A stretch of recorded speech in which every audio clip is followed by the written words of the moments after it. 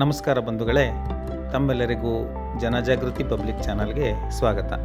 ಇವತ್ತಿನ ದಿವಸ ನಾವು ಸಮುದಾಯ ಆರೋಗ್ಯ ಕೇಂದ್ರ ಕೆಂಗೇರಿ ಈ ಒಂದು ಆರೋಗ್ಯ ಕೇಂದ್ರದ ಮುಂದೆ ನಾವಿದ್ದೀವಿ. ಈ ಆರೋಗ್ಯ ಕೇಂದ್ರ ಜನರಿಗೆ ಬಹಳವಾಗಿ ಉಪಯುಕ್ತವಾಗಿದೆ ಅಂತ ಹೇಳಲಿಕ್ಕೆ ನಾವು ತುಂಬ ಇಷ್ಟಪಡ್ತೀವಿ. ಈ ಆರೋಗ್ಯ ಕೇಂದ್ರದ ಸೌಲಭ್ಯಗಳ ಬಗ್ಗೆ ನಿಮಗೆ ಮಾಹಿತಿ ಕೊಡ್ತೀವಿ, ಬನ್ನಿ. ನಮಸ್ಕಾರ ಬಂಧುಗಳೇ, ಜನಜಾಗೃತಿ ಪಬ್ಲಿಕ್ ಚಾನಲ್ಗೆ ತಮ್ಮೆಲ್ಲರಿಗೂ ಆಧಾರದ ಸ್ವಾಗತ. ನಾವು ಇವತ್ತು ಸರ್ಕಾರಿ ಆರೋಗ್ಯ ಕೇಂದ್ರ ಅಂದ್ರೆ ನಮ್ಮ ಕೆಂಗೇರಿಯಲ್ಲಿರತಕ್ಕಂಥ ಸರ್ಕಾರಿ ಆರೋಗ್ಯ ಕೇಂದ್ರ ಇತ್ತೀಚಿನ ದಿನಗಳಲ್ಲಿ ಇದು ತುಂಬಾ ಬದಲಾವಣೆ ಕಂಡಿದೆ. ಅದ್ರ ಬಗ್ಗೆ ಯಾರಿಗೂ ಗೊತ್ತೇ ಇಲ್ಲ. ಸುಮ್ಮನೆ ಯಾವುದೋ ಪ್ರೈವೇಟ್ ಹಾಸ್ಪಿಟಲ್ ಹೋಗೋದು, ಸುಮಾರು ಸಾವಿರಾರು ಗಟ್ಟಲೆ ದುಡ್ಡು ಸುರಿಯೋದು, ಆದ್ರೂ ಅದಾಗದೇ ಇದ್ದಾಗ ಕೊನೆಗೆ ಇಲ್ಲಿಗೆ ಬರ್ತಾರೆ. ಅದಾಗದ್ ಬೇಡ ಅಂತ ಹೇಳಿದ್ರೆ ನೀವು ಒಮ್ಮೆ ನಮ್ಮ ಕೆಂಗೇರಿ ಆರೋಗ್ಯ ಕೇಂದ್ರಕ್ಕೆ ಭೇಟಿ ಕೊಡಿ. ಅದರ ಪರಿಣಾಮನ ನೀವೇ ಹೇಳ್ತೀರಾ. ವೀಕ್ಷಕರೇ, ನೀವು ಇಲ್ಲಿ ಗಮನಿಸ್ತಾ ಇದ್ದೀರಾ, ಈ ಕೌಂಟ್ರ್ ಏನಿದೆ, ಯಾವ ಡಾಕ್ಟ್ರು ಯಾವ ರೂಮ್ನಲ್ಲಿ ಸಿಗ್ತಾರೆ ಮತ್ತು ಆ ರೂಮ್ ನಂಬರ್ನ ಅವರು ಇಲ್ಲಿ ಬಂದಂತಹ ರೋಗಿಗಳಿಗೆ ತಿಳಿಸ್ತಾರೆ.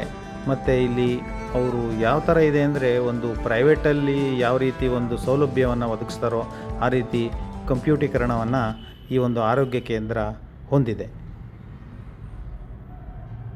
ಈಗ ನಮ್ಮ ಅರವಳಿಕೆ ತಜ್ಞರಾದಂತಹ ಡಾಕ್ಟರ್ ಚಂದ್ರಶೇಖರ್ ಎಸ್ ಅವ್ರನ್ನ ಸಂದರ್ಶನ ಮಾಡ್ತೀವಿ.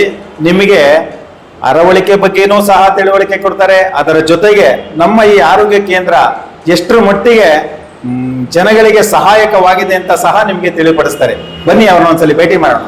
ನಮಸ್ಕಾರ ಡಾಕ್ಟ್ರೇ, ನಾವು ಇವತ್ತು ನಿಮ್ಮನ್ನ ಭೇಟಿ ಮಾಡಕ್ಕೆ ಬಹಳ ಸಂತೋಷ ಆಗ್ತಾ ಇದೆ. ಇವತ್ತು ಈ ಅರವಳಿಕೆ ತಜ್ಞರು ನೀವು, ಆ ಅರವಳಿಕೆ ಬಗ್ಗೆ ನಮ್ಗೆ ಮಾಹಿತಿ ಕೊಡಿ. ಅರವಳಿಕೆ ತಜ್ಞತೆ ಅಂದ್ರೆ ಅನಸ್ತೇಶಿಯಾ ಅಂತ.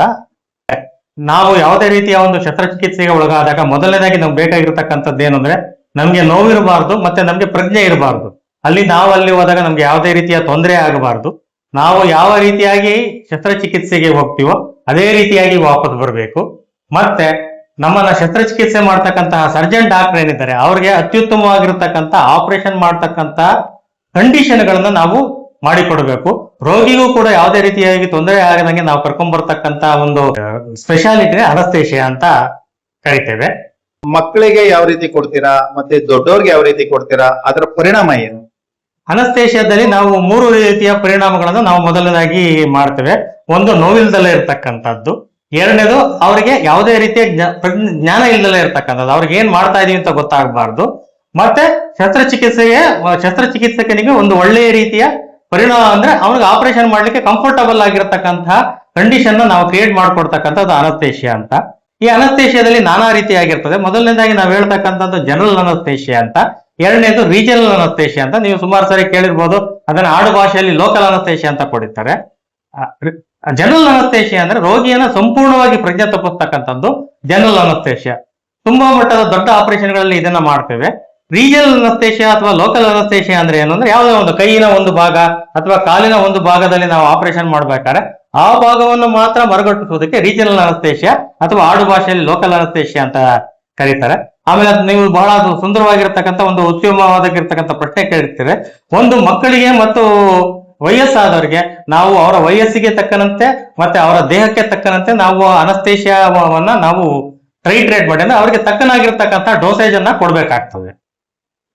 ಅನಸ್ತೇಶಿಯಾ ತಗೊಂಡಾಗ ಅದರಿಂದ ಏನು ದೇಹಕ್ಕೆ ಸಮಸ್ಯೆ ಆಗಲ್ವಾ? ಅವರ ಮುಂದಿನ ಆರೋಗ್ಯದಲ್ಲಿ ಏನು ಸಮಸ್ಯೆ ಆಗಲ್ವಾ? ಅನಸ್ತೇಶಿಯಾದಿಂದ ಏನೂ ತೊಂದರೆ ಆಗೋದಿಲ್ಲ. ಇತ್ತೀಚಿನ ದಿನಗಳಲ್ಲಿ ಅನಸ್ತೇಶಿಯಾ ತುಂಬಾ ಡೆವಲಪ್ಮೆಂಟ್ ಆಗಿದೆ. ತುಂಬಾ ಒಳ್ಳೆಯ ಔಷಧಿಗಳು, ತುಂಬಾ ಒಳ್ಳೆಯ ಡ್ರಗ್ಸ್ ಅವೈಲಬಲ್ ಇದಾವೆ. ನಿಮ್ಗೆ ಯಾವುದೇ ರೀತಿಯ ತೊಂದರೆ ಏನೂ ಕೂಡ ಆಗೋದಿಲ್ಲ. ನಾನು ಒಂದು ಮಾತು ಹೇಳಿಕ್ ಬರ್ತೇನೆ, ಈಗ ಒಂದು ಸರ್ಜರಿನಲ್ಲಿ ಏನೇನೆಲ್ಲ ಡೆವಲಪ್ಮೆಂಟ್ ಆಗಿದೆ. ಈಗ ನಾವು ಬೈಪಾಸ್ ಸರ್ಜರಿ ಮಾಡ್ತಾ ಇದೀವಿ, ತಲೆ ಮೇಲೆ ಆಪರೇಷನ್ ಮಾಡ್ತಾ ಇದೀವಿ. ಇಂತಿಂತ ಕ್ಲಿಷ್ಟಕರವಾದ ಸರ್ಜರಿಗಳನ್ನ ಮಾಡ್ಲಿಕ್ಕೆ ಸಾಧ್ಯವಾಗಿರ್ತಕ್ಕಂಥದ್ದೇ ಅನಸ್ತೇಶಿಯಾದಲ್ಲಿ ಮತ್ತು ಟೆಕ್ನಾಲಜಿಯಲ್ಲಿ ಆಗಿರ್ತಕ್ಕಂಥ ಡೆವಲಪ್ಮೆಂಟ್ಸ್ ಇಂದ ಅಂತ ಹೇಳಲಿಕ್ಕೆ ನಾನು ಇಷ್ಟಪಡ್ತೇನೆ. ಅನಸ್ತೇಶಿಯಾನ ಈಗ ಒಂದು ಮಹಿಳೆಯರಿಗೆ ಒಂದು ಕೊಡ್ತಕ್ಕಂಥದ್ರಲ್ಲಿ ಅವ್ರಿಗೆ ಯಾವ ಪ್ರಮಾಣದಲ್ಲಿ ಕೊಡ್ತಾರೆ ಮತ್ತೆ ಅಂದ್ರೆ ಗಂಡಸರಿಗೆ ಅದರಲ್ಲಿ ಏನೋ ವ್ಯತ್ಯಾಸಗಳಿದೆಯಾ? ಇಲ್ಲ, ಯಾವುದೇ ರೀತಿಯ ವ್ಯತ್ಯಾಸಗಳಿಂದ ಒಂದು ವಯಸ್ಕ ಹೆಣ್ಣು ಮಗುವಿಗೆ ಮತ್ತು ವಯಸ್ಕ ಗಂಡಸಿಗೆ ಸೇಮ್ ಇದನ್ನೇ ನಾವು ಕೊಡ್ತೇವೆ. ಆದರೆ ಬಸುರಿ ಆಗಿರ್ತಕ್ಕಂಥವ್ರಿಗೆ ನಾವು ಸ್ವಲ್ಪ ಕಮ್ಮಿ ಮಟ್ಟದಲ್ಲಿ, ಅಂದ್ರೆ ಸಿಸೇರಿಯನ್ ಸೆಕ್ಷನ್ ಅಂತ ಏನ್ ಮಾಡ್ತೀವಿ, ಸ್ವಲ್ಪ ಕಮ್ಮಿ ಮಟ್ಟದಲ್ಲಿ ಡೋಸೇಜ್ ಅನ್ನ ಕೊಡ್ತೇವೆ ನಾವು.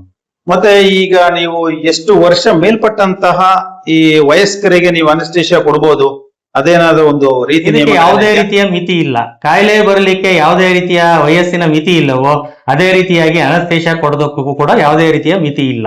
100 ವರ್ಷ ಮೇಲ್ಪಟ್ಟಿರೋರು ಕೂಡ ಅನಸ್ತೇಶಿಯಾ ತಗೊಂಡಿದ್ದಾರೆ. ಈಗ ನೀವು ಸುಮಾರು ಸಾರಿ ಕೇಳಿಬಿಟ್ಟು ಗರ್ಭದ ಒಳಗೇನೆ ಆಪರೇಷನ್ ನಡೀತಾ ಇದೆ ಅಂತ. ಈಗ ಗರ್ಭದ ಒಳಗಡೆ ಮಗು ಹುಟ್ಟೋದಕ್ಕಿಂತ ಮುಂಚೆನೆ ಆಪರೇಷನ್ ಮಾಡ್ತಕ್ಕಂತ ಒಂದು ಟೆಕ್ನಾಲಜಿ ನಮ್ಮ ಡೆವಲಪ್ಮೆಂಟ್ ಆಗಿದೆ. ಇದು ಬಹಳ ಮುಖ್ಯ.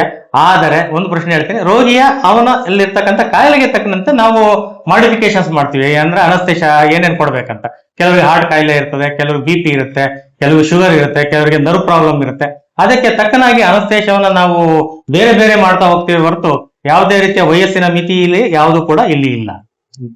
ಕೆಲವು ಕಡೆ ನಾವು ವಿಚಾರಣೆ ಮಾಡಿದೀವಿ, ಅನಸ್ತೇಶಿಯಾ ಹೆಚ್ಚಿಗೆ ಕೊಟ್ಟು ಕೆಲವು ಪ್ರಾಣ ಹಾನಿ ಕೂಡ ಆಯ್ತು ಅಂತ.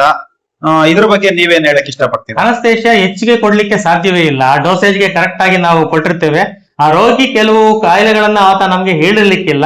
ಆಮೇಲೆ ನಾವು ಹೋಗ್ಬೇಕಾದ್ರೆ ಯಾವ ರೀತಿಯಾಗಿ ನಮಗೆ ತೊಂದರೆಗಳು ಆಗ್ತವೆ. ಈಗ ನೀವೇನು ಕೇಳ್ತೀರಾ ಓವರ್ ಡೋಸೇಜ್ ಅವು ಆ ರೀತಿಯಾಗಿ ಯಾವುದು ಕೂಡ ಇಲ್ಲ. ಅದು ಎಲ್ಲ ಸುಳ್ಳು. ತುಂಬಾ ತುಂಬಾ ಧನ್ಯವಾದಗಳು. ನಮಗೆ ಉತ್ತಮವಾದ ಮಾಹಿತಿ ಕೊಟ್ರಿ. ತುಂಬಾ ಧನ್ಯವಾದಗಳು ಸರ್. ನಿಮಗೂ ಕೂಡ ನನ್ನ ಧನ್ಯವಾದಗಳು ಹಾಗೂ ವಂದನೆಗಳು.